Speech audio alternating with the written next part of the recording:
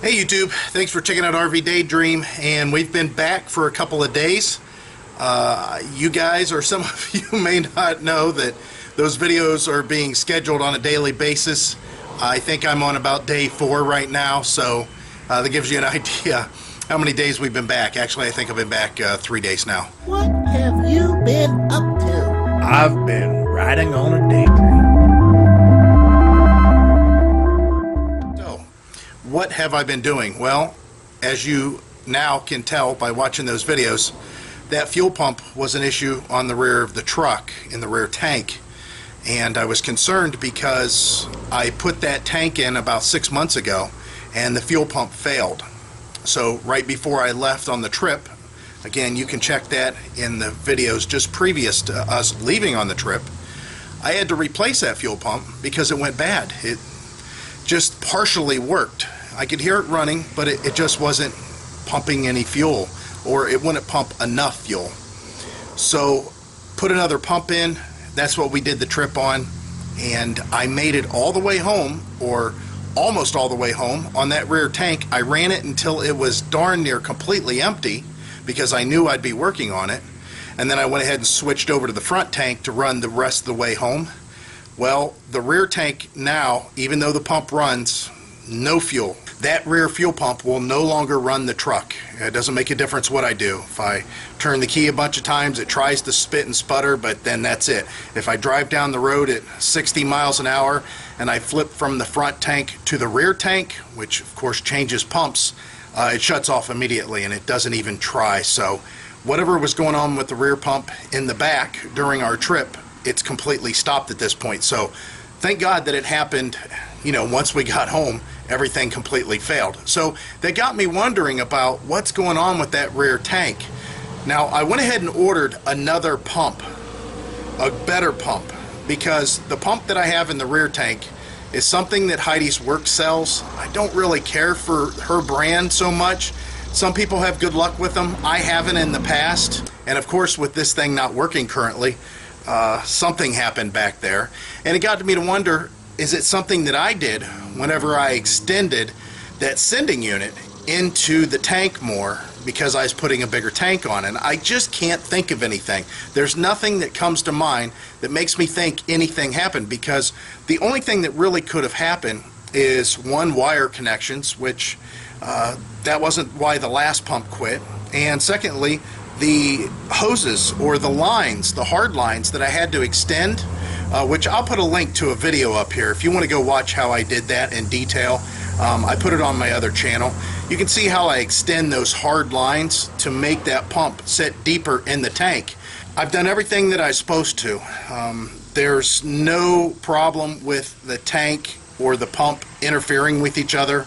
The pump sits up off the floor of the tank. The only thing that's not acting normal whenever I first installed it was the fuel gauge. I made some kind of a modification to the sending unit arm to try to get it a little bit closer to at least registering when it was completely full and when it was completely empty. It does that, but it doesn't register correctly on the gauge, so I had to put different increments on my dash so I know what it actually is whenever it reads different things on the fuel gauge for that rear tank. So I know that everything was done correctly there. I went ahead and made sure whenever I had to replace the fuel pump again before the trip that the lines were tight, that they were sealed, and that there was no chance of leakage of any kind, and there's not. So that made me want to look at the old pump that I took off before the trip, and I think I found something. I'm sitting at the lift table, and this is the pump disassembled. Now, you can see this rig job that I got going on here, and there's a reason for it. Whenever I pulled this pump apart, the seal, and I'll show you on an old pump from a long time ago, this seal had come out of the head unit. And this is what an old head unit looks like. Basically, what this seal is supposed to do is go up inside just like this, and then whenever the pump goes onto the top part, it goes in, hope you can see this, just like that. And then it's supposed to stay there. It's supposed to stay sealed. Well, whenever I pulled this pump that's about 6 months old off, this seal, not this one in particular, but the one that's on there, was cockeyed like that, and the pump had slid off, and it was just about like that. So something happened that allowed that pump to fall off or to come loose. So I started looking at the bottom of the pump and this screen. Now you'll notice that this screen doesn't have a seal, and that's because I stole part of this seal to help cure this issue. And what is the issue, you may ask? Well, using the old pump as an example, whenever this top was installed in here and clicked into place, everything was fine until I took the assembly complete and I did that, and I hit it with my hand real hard. And what would happen is this, the pump would slip off. It would come loose. It would be down like this, or maybe the seal would stay up inside, but the pump was falling out. So at that point I was trying to figure out why it was slipping off. There should be no reason necessarily for it to slip off, but it was. So that's whenever this came to be. What I did is I took the seals that were on the bottom, which I'll show you here. This is the screen unit. This is actually off the old factory Ford pump from the front tank on this truck. I replaced it. It was making some noise, and I took the seal off and I cut part of it off to make a fuel resistant gasket spacer that would allow me to place this down further into the reservoir in which it seats, which I'll try to get you a shot here that you can see. There's a reservoir down there that it sits in, and this actually sets closer to the bottom of that reservoir now. So what happens is it holds the pump off the floor and keeps it tight against the top. Even with that, I wanted to have double assurance that there wasn't going to be an issue. So I went ahead and put these wire ties on. It's going to make it to where it doesn't want to slide off. And quite honestly, I could probably take all this stuff off, and because it's now on the bottom of this, it works. I also took the lesser gauge wire that came with this pump, most likely made in China, off, and I put the factory Ford wire on because it is much thicker. It is a much better wire. Even though I have a brand new pump coming, I'm thinking that I might go ahead and install this pump that I fixed on the rear in the tank, reassemble everything, and try to run it and see how long it lasts. Because quite honestly, the pump that I bought, the new pump, first of all, it was $100 versus this one was $46. Secondly, that other pump, although it's supposed to be a better quality pump, may have an issue similar to this or even worse, that I would have to do the work anyways. So it's up in the air right now what I want to do. But basically, now that this pump is completely fixed the way that it's supposed to be, I can reassemble this. There's a seal that's inside the lower half of this fuel pump module. I want to make sure that stays lubricated. So I'm going to go ahead and put a little spit on it. I don't know if you guys are fishermen or not, but my grandfather taught me when I was tying hooks to spit on the fishing line. He says that way the friction when you tie the line doesn't cause it to break, and he said that was because saliva was a natural lubricant, and I've learned that and used it many times as far as working on automobiles and other things in my lifetime. So now that I've got this all snapped back together, we're in pretty good shape, and again, I've got to decide if I want to put this back together and put it in the tank, or if I want to put the brand new one in the tank. Because if the brand new one has any kind of an issue with the pump itself, which they could, I don't expect so, but at this point, this is going to be the third fuel pump that I ordered and I'm going to be installing into the rear tank in the last 7 months. So I really would like to make sure that I put something in there that works, because when I hook this up to voltage, man, that pump just sings right along. It's quiet. It sounds just like it does whenever they're new. I can't imagine that there's a problem inside the pump, but there could be. So again, something that I'm going to have to address. But that was the problem with the very first fuel pump that I had in the tank, as far as I know. I think I could do some sort of a test and put this down in a liquid, possibly gasoline, and then run a line out of the top. Just push a brake line in there that's the right size and bend it out and put it in a can and allow it to just circulate itself, and then go ahead and hook this up to 12 volts and run a test and see how well this thing works and how well it pumps. I might do that, but yeah, that's the issue that I have. Now that this is in here, there's no movement. I can tell that thing is solid. So I hope you guys enjoyed our trip. It's not bad here. Today we're at 83 degrees. The dew points are at 72 degrees.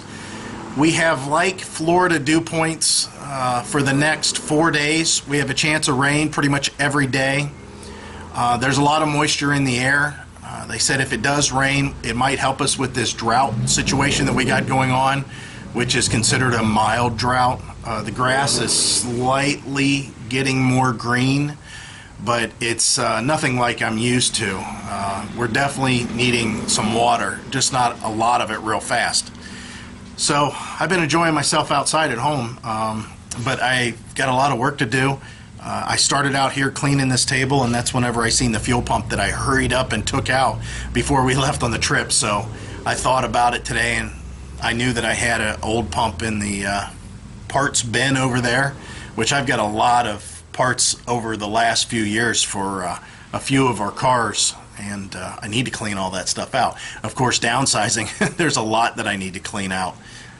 I'm sure I'm going to be in there shortly, trying to get crap ready for some of these guys that I've talked to on a forum for mopeds.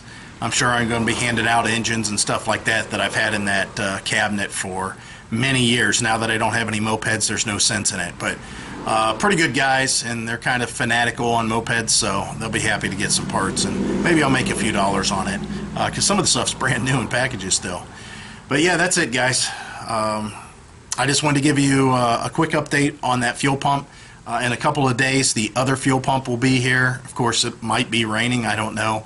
And the rear tank is empty, so I'll be able to drop that rear tank. Of course, I have to take my hitch off again, which I'm not real happy about that. I'm going to have to get some new nuts because I reused the old ones. Heidi ran down to the hardware store and bought me some new serrated nuts. Unfortunately, the flange is much smaller than the stock ones, and I need that bigger flange to fill the holes so it has a good grip and it's being supported. So just a lot of work up ahead, and hopefully this fuel tank issue will be addressed. I really want to know what happened to the fuel pump that's in there now, because quite honestly it just flat out failed. This one here, from what I can tell, it still tried to work, it just wouldn't work very well at all. Well, what I saw whenever I took it apart makes sense, and that is that thing is not sealed off, so it's not pumping the amount of fuel that it should. So I think that one's fixed, but this one that's in there now, I definitely want to see what's going on, because something just don't make any sense. I don't understand how a fuel pump can just quit within 2 weeks of having it in there.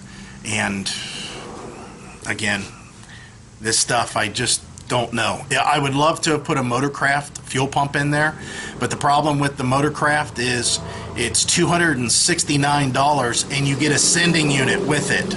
Well, if I have any problems with it, I have to pull it apart and install it on my sending unit. I don't want to have to do that and then try to get some sort of warranty work on the Motorcraft, because the Motorcraft pumps by far, I feel, are the best. I've never had an issue personally with any Motorcraft parts on any level, and they're a little bit cheaper than what the Ford part is, which a lot of the Ford stuff is Motorcraft, but used to be able to get Ford original parts, and then you could get Motorcraft parts. Well, I've always had good luck with Motorcraft parts, but again, that's a big chunk of difference in price. The pump that I bought that's coming to me is a Carter fuel pump, which you guys that are automotive people know Carter makes AFB carburetors. They've been doing it for years, and of course they make fuel pumps. I don't know how much of their work is being outsourced, but for the most part, Carter has a pretty good name. Hopefully somebody didn't buy the company and start outsourcing all their stuff and kept that name to keep the parts sold and selling, even though the part that they're selling now is a little bit more inferior. I don't know, and that's kind of my concern. So when I get this new Carter, I'm going to possibly gently take it apart to take a look at it and see if there's any issues, see what I think about the overall quality, and go from there. And I think if I see something that looks familiar to this part that I already have installed, and it's not that good, it doesn't look that good, then I'm not going to install it. I'm going to return it, and I'm going to go ahead and put it in my pump and see what happens. And if I have an issue, then maybe I'll go with the Motorcraft then and just be done with it. But again, these fuel pumps should last a really long time, and I think this was just a freak on this one. The one that's in the truck, I have no idea. I got to take a look at that and see what's going on. So that's it, guys. I'm going to let you go, and as always, I hope to see you guys out there. Bye.